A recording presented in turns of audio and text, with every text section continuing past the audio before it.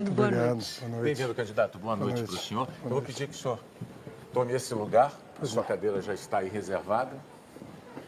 E vamos começar, então, a entrevista. Bom, a gente começa sempre com uma introdução para explicar a situação para o público. O Jornal Nacional está iniciando agora como eu disse, que é a última entrevista da nossa série com os principais candidatos à presidência.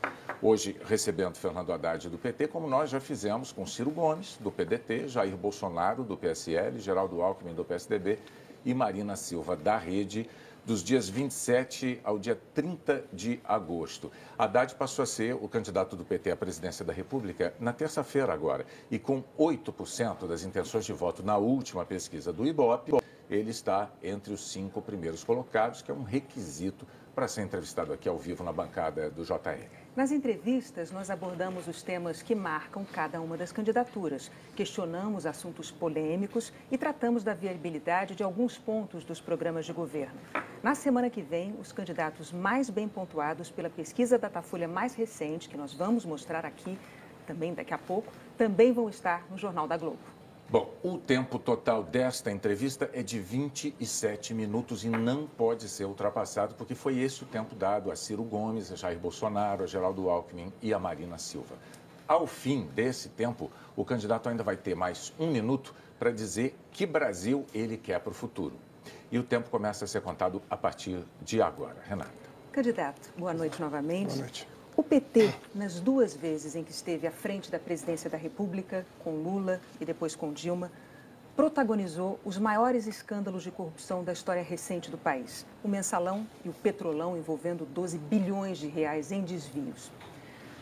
Nem Lula, nem Dilma, nem o PT jamais fizeram uma autocrítica. As pesquisas mostram que o eleitor quer um governo honesto.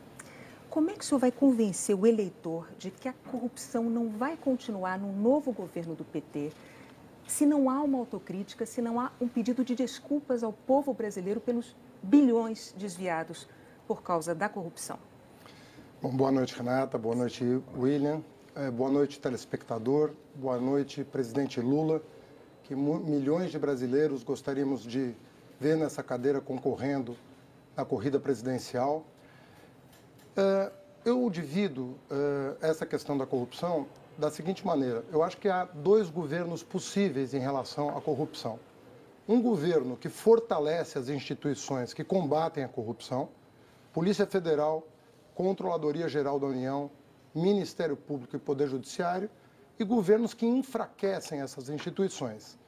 Na minha opinião, os governos do PT foram os que mais fortaleceram as instituições que combatem a corrupção. Mas, de fato, candidato, independentemente, só com relação a isso, independentemente de ter fortalecido ou não, o fato é que integrantes do governo do PT foram pegos em atos de corrupção pelos mecanismos de controle anticorrupção, independentemente de quem os fortaleceu ou não. Isso é fato. Eu volto a repetir, será que uma autocrítica, um pedido de desculpas, um meia-culpa mesmo ao povo brasileiro? Minha resposta. A corrupção na Petrobras, isso no depoimento de vários delatores, testemunhas e colaboradores, ela data de tempos muito remotos, ela remonta à ditadura militar. E todos foram unânimes em dizer que é de muito tempo. Se você não fortalece os mecanismos de combate à corrupção, você não descobre a corrupção. O papel de um governo é, sem tomar partido, sem proteger amigos, sem perseguir adversários, é fortalecer esses mecanismos. E a própria Polícia Federal, o próprio Ministério Público reconhecem que os governos petistas foram os que mais apoiaram essas instituições. Bom, o senhor mencionou a Petrobras, mas é fato, todas as investigações da Lava Jato apuraram isso, e as nomeações de diretores da Petrobras passavam, sim, pelo presidente Lula, pelo então presidente Lula. A gente sabe, inclusive, que Renato Duque era, dentro da Petrobras, segundo a Lava Jato, responsável pela propina do PT. O presidente Lula se encontrou com o Renato Duque no aeroporto de Congonhas para falar sobre as denúncias de corrupção. Ele confessou isso, né? Renata, deixa eu te explicar como é que funciona o governo federal. É muito importante para o telespectador entender a complexidade do governo federal. O presidente da República, ele escolhe o presidente da empresa, ele escolhe os membros do conselho, a quem ele convida, com participação, inclusive, da iniciativa privada, Mas é muito difícil para um presidente se imiscuir em assuntos assim de cada diretoria. Tanto é que os diretores da Petrobras não despacham com o presidente da República. Por que o presidente Lula se encontrou com o Renato Duque no aeroporto de Congonhas? Depois de deixar a presidência, em função de um rumor. E Dilma Rousseff era presidente do Conselho de Administração. Sim, que afastou Renato Duque quando tomou posse, a partir de um rumor de que ele poderia estar envolvido num esquema de propina. Esses diretores todos já tinham sido afastados. Então, eu não estou aqui querendo dizer que não houve falha na fiscalização da Petrobras, porque o papel de um governo é também, não só... Falha de quem, candidato? Desculpe, falha de quem? Para essa corrupção graçar dentro da empresa? Deixa eu te responder. A administração pública, ela avançou muito, a administração direta e indireta. As estatais, eu considero que ficaram mais desguarnecidas. Mas o fortalecimento dessas instituições desbaratou uma quadrilha que foi posta na cadeia. Inclusive os empresários que participaram da corrupção, esses infelizmente já saíram. Mas, candidato, porque eu penso que foram muito beneficiados. Me permita fazer uma observação que é importante. Lei, foram muito beneficiados pela lei que permitiu que, às vezes, uma delação acompanhada sem provas pudesse gerar um benefício a ponto de um corruptor, confesso, já estar gozando da liberdade e do seu patrimônio. Candidato, vamos colocar as coisas nos seus devidos lugares. O senhor já disse em entrevistas anteriores, né, que o que aconteceu em relação à corrupção foram atos de indivíduos e não do Partido dos Trabalhadores como organização. O Ministério Público tende a discordar dessa sua afirmação, por quê? No levantamento do próprio Ministério Público, quando a gente olha aqui a lista, a gente vê entre presos, condenados, investigados e réus na Lava Jato, o que é que tem do PT? Tem 2 ex-presidentes da República, Lula e Dilma. Tem 11 ex-ministros. Desses 11 ex-ministros, tem 2 ex-ministros da Fazenda, Guido Mantega e Antônio Palocci. Tem 4 ex-presidentes do Partido dos Trabalhadores, eu posso nomeá-los, se o senhor preferir. Tem 3 tesoureiros, ou seja, os procuradores, diante dessa situação, eles dizem o seguinte: não havia ali atos isolados, o que havia ali era uma situação sistêmica, organizada. Eu gostaria de saber como é que o senhor se contrapõe a essa evidência. Olha, na verdade, o financiamento empresarial de campanhas criou uma série de brechas que permitiram a pessoas, algumas tentarem ajudar o partido de forma irregular e outras enriquecerem pessoalmente. Agora, eu não condeno ninguém por antecipação. Você citou pessoas que já foram, inclusive, excluídas de processos penais. Eu citei pessoas que estão presas ou condenadas, ou que são réis, ou que foram investigadas. Vamos falar de um nome conhecido. A presidenta Dilma não é ré em nenhuma ação que eu tenha conhecimento. Você tem conhecimento de uma ação ela é investigada, candidato. Não, mas espera aí. Presos, condenados, investigados. Investigado. A Rede Globo é investigada. Mas não, a Rede Globo não é essa a questão, candidato. O senhor se apresenta aos eleitores brasileiros como candidato do Partido dos Trabalhadores. Me permita, o senhor se apresenta como candidato à presidência da República pelo Partido dos Trabalhadores. O Partido dos Trabalhadores tem esta lista imensa de integrantes envolvidos na Lava Jato de alguma maneira. Alguns estão presos, outros não estão, são réus, outros são investigados. Esta situação não é criada pela Rede Globo Televisão, nem pela mídia, nem pela imprensa. É uma situação dada. Eu estou oferecendo ao senhor a oportunidade de se contrapor a esta evidência, porque o senhor diz que petistas erraram, não o partido. E o Ministério Público diz que havia uma organização, um sistema de corrupção que integrava essas pessoas. Eu estou voltando à sua pergunta. Você citou a presidenta Dilma Rousseff. Ela não é ré em nenhuma ação. Investigada, candidato. Mas, conforme eu disse, hoje nós estamos num momento em que muitas pessoas são investigadas e muitas estão sendo absolvidas. Outras tantas não. Outras tantas não. Então você tem que individualizar e cada um pagar pelos seus atos.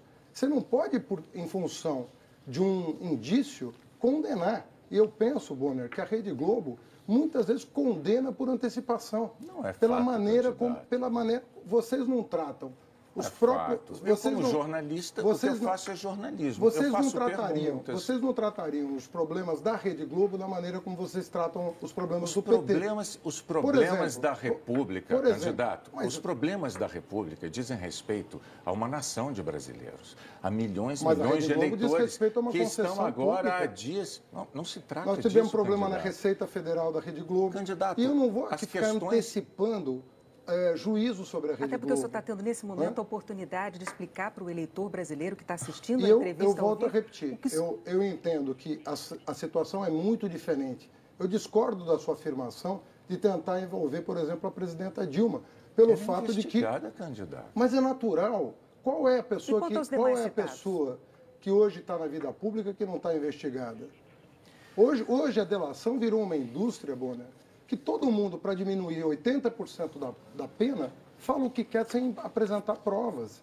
Você acha isso correto? Uma pessoa pega 20 anos de cadeia, faz uma delação, não apresenta nenhuma prova, a pena cai para 4 anos e a pessoa vai para a prisão domiciliar, gozar do seu patrimônio intacto, enquanto os trabalhadores da empresa estão demitidos. Vamos lá, candidato. Além de criticar as delações... Em nenhum lugar do mundo funciona assim. O Brasil melhorou muito a posição dele no ranking internacional de países que graças à legislação aprovada pelo PT. Combatem a corrupção. Graças à legislação aprovada pelo PT. A mesma que colocou petistas nessa situação. A mesma que colocou tucanos. Eu gostaria de mover a entrevista adiante. A mesma que colocou tucanos, a mesma que colocou PMDBistas, a mesma que colocou pepistas. Vários integrantes de partidos aliados ao PT, então, enfim. E da oposição também é fato. Mas o senhor, além de fazer críticas às delações, o senhor... Da maneira como estão sendo processadas. O senhor e outros integrantes do seu partido criticam também o judiciário. Muitos petistas já se referiram àquilo que seria uma conspiração do judiciário. No entanto, quando a gente olha a lista de ministros integrantes do Supremo Tribunal Federal, a gente observa o seguinte: nos 2 governos de presidentes petistas, Dilma Rousseff e Lula, foram nomeados 13 ministros do Supremo Tribunal Federal. Dos atuais 11 integrantes da casa, 7 foram indicados ou por Lula ou por Dilma. No Superior Tribunal de Justiça, outro órgão superior, são 33 cadeiras, 28 foram indicadas por governos petistas, Lula ou Dilma. Dos 141 atuais desembargadores da Justiça Federal, 141, 92 foram indicados por Lula ou por Dilma. E mais, no TRF4, ele é simbólico, porque o TRF4, em segunda instância, condenou Lula, e ele tem quantos integrantes? 27 integrantes. Dos 27 integrantes do TRF4, 22 foram indicados por Lula ou por Dilma. Diante desses números, eu lhe pergunto, houve uma conspiração no judiciário ou houve uma enorme prova de isenção da justiça? Você está perguntando para o Fernando Haddad. Sim, candidato a presidente. Candidato a presidente. Eu vou te dizer. O que você testemunha aqui com esses números é que nós nunca partidarizamos o judiciário. Nunca. O presidente Lula jamais indicou um ministro do Supremo, do STJ, pensando em como esse ministro ia votar. Se ia votar a favor de A ou de B. Se ia perseguir A ou perseguir B. Então não há conspiração, não é, candidato? Calma. Deixa eu responder. Você fez uma longa pergunta para fazer uma resposta à altura da sua pergunta. Então, o que a sua pergunta demonstra, por números, é que nós nunca partidarizamos o judiciário. Isso não significa que o judiciário não possa errar. E é em função dos erros judiciários... Errar ou conspirar, candidato? Errar. Você está perguntando a minha opinião. Eu nunca usei a palavra conspirar. Foram muitos os petistas que recorreram a essa expressão. Você diga o nome e eu não vou responder por ninguém. Não é ninguém. necessário. O que eu digo a você é que o judiciário tanto pode errar que os recursos são previstos na nossa Constituição para corrigir os erros do judiciário. Se ele fosse infalível, bastava juiz de primeira instância. Agora, candidato... Você não precisava de recurso. Candidato, o seu nome foi citado na delação da Odebrecht, o seu nome. O seu nome foi citado na delação também de Mônica Moura e da UTC, de Ricardo Pessoa. Muito bem. O senhor acabou de ser denunciado pelo Ministério Público nessa semana por corrupção passiva, lavagem de dinheiro, formação de quadrilha. O senhor e mais 4 pessoas, entre elas, inclusive, o ex-tesoureiro do PT, João Vacari. O senhor portanto, denunciado na Lava Jato. Isso não o constrange como candidato à presidência da República? Olha, se o que foi anunciado pela própria imprensa for verdade, a não ser que vocês tenham subvertido os fatos... Nós nunca fazemos isso, candidato. A Odebrecht e a UTC teve o túnel da Avenida Roberto Marinho suspensa no meu segundo mês de mandato. Eu tinha exatos 44 dias à frente da Prefeitura de São Paulo, quando eu suspendi uma obra por indícios de superfaturamento. Essas duas empresas resolveram me retaliar e, sem apresentar nenhuma prova, foram ao Ministério Público denunciar o que seria o pagamento de uma despesa de campanha que eles não provaram até hoje. 2.600.000. Esses promotores que me denunciaram, estão eles sendo investigados pelo Conselho do Ministério Público por terem entrado com uma ação faltando 30 dias para a eleição. Isso é um fato inédito na história do Ministério Público. O senhor e outros candidatos também reclamam, fazem essa reclamação, mas o Ministério Público só... É o Ministério Público, por meio do seu Conselho Nacional, abrindo o expediente para entender por que esses membros do Ministério Público, que tiveram 3 anos para me chamar, para levar a documentação que eu já anunciei, há 30 dias da eleição, tomam uma medida como essa. O Ministério Público lembrando que eu não conheço que a justiça não pode único se pautar empreiteiro. pelo calendário eleitoral. Candidato. Mas é o que ela se faz. Mas é o que ela faz. Mas, candidato... As ações que são promovidas contra prefeitos, por exemplo, nesse país, é sempre ano par, às vésperas de eleição. Candidato, Virou uma espécie de indústria, uma indústria partidária. Bom, isso aí a Corregedoria do Ministério Público haverá de investigar. O Conselho Nacional vai investigar. O senhor contou aqui que o senhor cancelou a obra do túnel em São Paulo, uma obra que era de interesse da UTC. O senhor cancelou. E da Odebrecht. O senhor fez isso com 44 dias de governo. Sim, no entanto, 2 meses depois, em abril, a Prefeitura de São Paulo, o senhor prefeito, assinou uma obra, ou concedeu uma obra à Constran. Camargo Correia, Constran. Constran pertence à UTC. O senhor fez isso 2 meses depois. Sim, eu licitei uma obra que é um terminal de Itaquera. Um terminal de Itaquera. Sim, da mesma UTC. O senhor está argumentando que não faria sentido, não faria o menor sentido o senhor se beneficiar de ter suas dívidas de campanha pagas pela UTC, porque o senhor cancelou uma obra da UTC. Eu estou dizendo ao senhor que depois de cancelar esta obra da UTC, 2 meses depois, o senhor deu outra obra para a UTC. Não, eu não dei outra obra para a UTC, porque a UTC não foi escolhida por mim. Foi escolhida por o secretário que licitou a obra por meio de uma comissão de licitação. E essa obra que você se refere não tinha, na época, e não tem hoje, nenhum indício de superfaturamento. Você cancela a obra com indício de superfaturamento, o que só foi comprovado... Foi a UTC que tocou a obra, não no consórcio Camargo Correia. Não, era 70%, Constran, 30%. Senhor. Constran, candidato. Constran William, é o braço da UTC. O consórcio era 70%, 30%. 30 Constran, 30 Constran, 70 Camargo. Constran, UTC. Agora, detalhe. Na confissão da UTC e da Odebrecht, eles só assumem o superfaturamento justamente na obra que eu cancelei. Sabe quantos milhões nós deixamos de gastar a mais nessa obra que foi suspensa e nunca retomada? 300 milhões de reais. Candidato, sabe quanto que nós economizamos desbaratando a máfia do ISS, que envolvia todas as construtoras de São Paulo com os fiscais da prefeitura? 500 milhões de reais. Você sabe quanto que nós poupamos com a inspeção veicular que a Controlar tinha na cidade de São Paulo? Agora, desculpe, eu acho que o Boni já está satisfeito com um ano. O senhor já respondeu a pergunta dele. Mas eu não estou. Sim, mas é que a entrevista tem que andar, candidato, senão, se o senhor quando ficar é sua falando... honra que está em jogo, você decide. Quando é a minha, eu decido.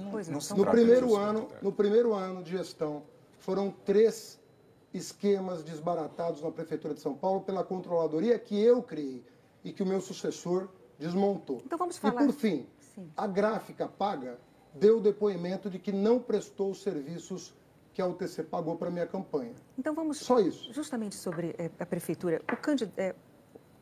O presidente Lula indicou várias eleições, para eleições, candidatos até então pouco conhecidos da imensa maioria do eleitorado. Os analistas costumam até ter um nome para esse tipo de candidato, é candidato poste. Indicou em 2012 o senhor para a prefeitura, para se candidatar à prefeitura de São Paulo. O senhor se elegeu. E 4 anos depois, o senhor tentou se reeleger não mais como um candidato desconhecido, mas como alguém que tinha administrado por 4 anos a maior cidade do país. E o senhor perdeu a eleição. Aliás, o senhor foi o primeiro prefeito o primeiro candidato à reeleição da história da cidade de São Paulo a perder uma reeleição ainda em primeiro turno. Ou seja, a maioria do eleitorado paulistano desaprovou a sua administração. Eu lhe pergunto, por que os eleitores devem acreditar que agora, apenas 2 anos depois, de novo, o presidente Lula o indica, isso é um ungido do presidente Lula, como candidato à presidência da República, e o senhor não vai ter, de novo, a administração reprovada pela maioria do eleitorado? Bom, por que o presidente Lula me indicou como candidato a prefeito de São Paulo? Porque, na visão dele, eu fui o melhor ministro do seu governo, tendo saído no dia 24 de janeiro de 2012 como o ministro mais bem avaliado do governo mais bem avaliado da história. O ProUni, fomos nós que criamos, 126 cidades brasileiras receberam universidades federais. Então, por que o senhor perdeu a eleição? Perdão, 214 cidades receberam escolas técnicas. Nós construímos mais de 1.500 creches, compramos mais de 37 mil ônibus escolares, com um programa que eu criei chamado Caminho da Escola. Não existe um município do Brasil que não tenha recebido algum benefício do Ministério da Educação. Foi por isso que ele me escolheu para prefeito de São Paulo e eu ganhei do candidato presidencial do PSDB, que perdeu a eleição. Candidato. Em 2016, entrando na sua pergunta, foi um ano muito atípico na cidade de São Paulo. O clima que se criou no Brasil de antipetismo, porque se represou informações sobre os demais partidos, foi enorme. E o que aconteceu em 2016? O Temer assumiu a presidência da República e o Tasso Gereissati, ex-presidente tucano, admitiu ontem em entrevista que o maior erro do PSDB foi ter contestado as eleições de 2014, foi ter aprovado pautas bomba contra o governo da Dilma e ter embarcado no governo Temer. Então o senhor está dizendo que os eleitores não sabem votar. Em 2016... Eles puniram o senhor com a não eleição. Em 2016, esse país tirou uma presidenta legitimamente eleita do poder, colocou o Temer, que atraiu com um programa completamente diferente, e elegeu o João Dória na Prefeitura de São Paulo. O senhor atribui a isso a sua derrota eleitoral, Pergunte candidato? hoje para os eleitores de São Paulo o que eles acham do meu sucessor. Pergunte aos brasileiros o que eles acham do governo Michel Temer. E aí você vai saber o que aconteceu em 2016. Aconteceu uma indução a erro. Então, esta indução a erro foi um erro do eleitor. O eleitor foi induzido a erro. Então, o senhor disse que o eleitor votou errado. Ele votou errado. Ele votou com as informações que ele tinha. Tá, mas as informações que ele tinha... As informações que ele tinha é de que o PSDB era de Santos, o PMDB era de Santos, o PP era de Santos e o demônio do país virou o PT. E o petista... E isso se provou errado. E o petista Fernando Haddad, quando candidato à Prefeitura de São Paulo, fez uma série de promessas e não as cumpriu. Eu lhe pergunto se as promessas que o senhor não cumpriu não teriam tido um peso grande nessa sua derrota eleitoral em primeiro turno na tentativa de reeleição. Eu vou exemplificar. O senhor prometeu construir 55 mil moradias e entregou 15 mil.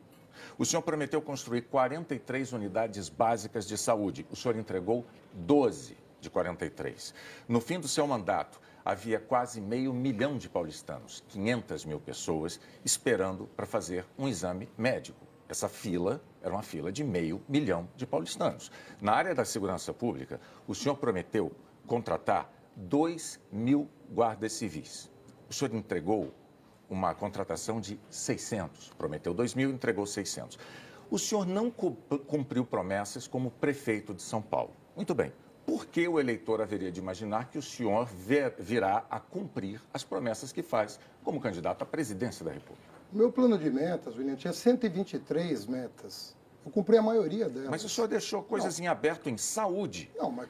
Em saúde e segurança pública. Você me fez uma para pergunta e não está me deixando responder. Não, candidato, eu só não quero que o senhor... Eu viabilizei. O senhor pode se defender e responder não, só depois de eu fazer esta observação. Pois é. O senhor deixou em aberto promessas na área habitacional, na área da saúde e na área da segurança pública. Por favor, pode responder. Os seus números não estão bem corretos. Eles estão corretos, na área da moradia, checadíssimos. Na área da moradia, por favor, nós não vamos discutir números agora, porque eles estão corretos. Eu não vou entrar nessa polêmica, está publicado no Diário Oficial. Isso. No Diário Oficial do município estão os dados. Eles estão disponíveis. Agora, são 123 itens, nós cumprimos mais de 50%, 100% das metas, e 85% ou 100% ou mais de 50% das metas. Detalhe, o PIB brasileiro entre 2015 e 2016 caiu 8%.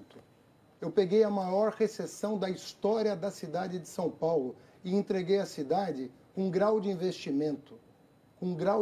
Você sabe o que é o grau de investimento? Sim, senhor. Então você fique sabendo que com a maior recessão da história da cidade, eu entreguei com 5,5 bi em caixa, com 2.200 para pagar.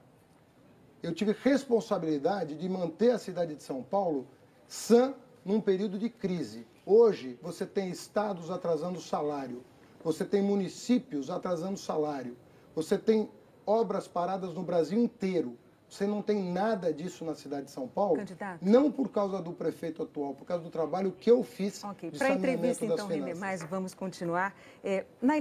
Para a eleição de 2010, o presidente Lula indicou a então candidata à presidência da República, Dilma Rousseff, exatamente como fez com o senhor em 2012 para a Prefeitura de São Paulo e agora com a sua candidatura à presidência da República.